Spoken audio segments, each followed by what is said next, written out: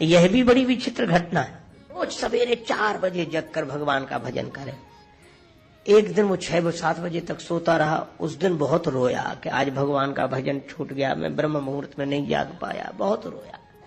दूसरे दिन वो सो रहा था तो 3:30 बजे ही किसी ने जगा दिया कि उठो, उठो नहीं फिर रोओगे, भगवान का भजन करो, उठो। तो उसने देखा इधर उधर, कौन हो? आवाज आई, बोले मैं पाप हूं। बोले ये काम तो पुण्य का है, तुम क्यों कर रहे हो?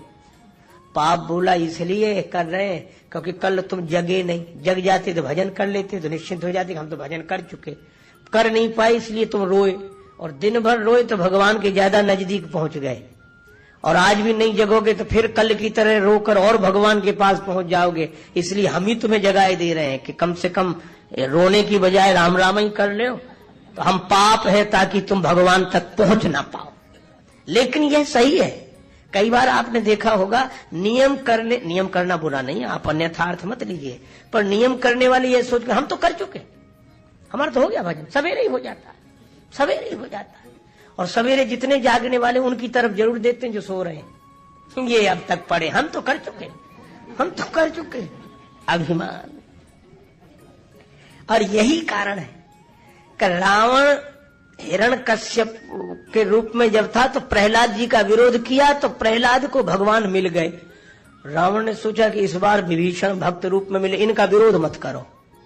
इसीलिए रावण किसी की बात नहीं मानता, विभीषण जी को मानता है। कैसे? विभीषण जी कुटिया बना कर रहे हैं, रामायुध अंकित ग्रह बना कर रहे हैं, राम नाम लिख कर रहे हैं, राम राम करे, कोई विरोध नहीं, और दूसरा कोई करे तो गांव से निकलवा दे।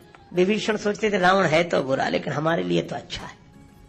यही उनकी भूल थी। वो समझ रहे थे कि जो हमारी बात तो टालता नहीं, हमें बहुत मानता है। लेकिन याद रखो, आपको भी जीवन में कई अनुभव होंगे, हमें भी हुए। गलत आदमी तो गलत है, वो बुरा बुरा है, मौका लगते ही वो है आपके साथ भी वही करेगा जो उसने दूसरों के साथ किया है। पर विभीषण जी ठहरे संत, वे इसी में खुश थे कि रावण हमारी बात बहुत मानता है। लेकिन जब लंका जल गई, हनुमान जी ने सोचा कि विभीषण को समझा दो कि रावण का असली चेहरा क्या है। देखो, रावण जब विभीषण को मानता था तब विभीषण पर भगवान की कृपा थी कि जब रावण ने मानना बंद कर दिया तब कृपा तब हुई जब रावण ने मानना बंद कर दिया।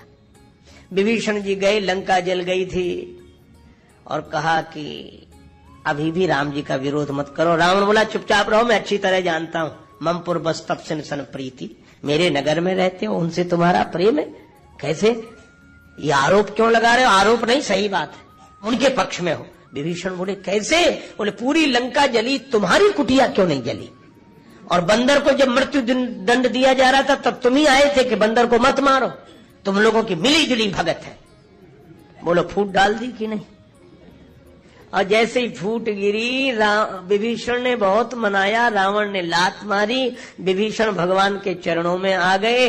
इसका अर्थ है कि जब कोई अच्छाई किसी बुराई की मदद कर रही हो तो ऐसी अच्छाई और बुराई में फूट डालने से ही लोक कल्याण होगा। ये हनुमान जी नीति का प्रयोग करते हैं। और जो एक अद्भुत बात है, खुद बुलाकर आए और राम जी के पास आए तो बोले भी नहीं कौन आ रहा है। सुग्रीव बड़ा विरोध करते रहे कि जाने न जाए, नहीं हनुमान जी ने बोले।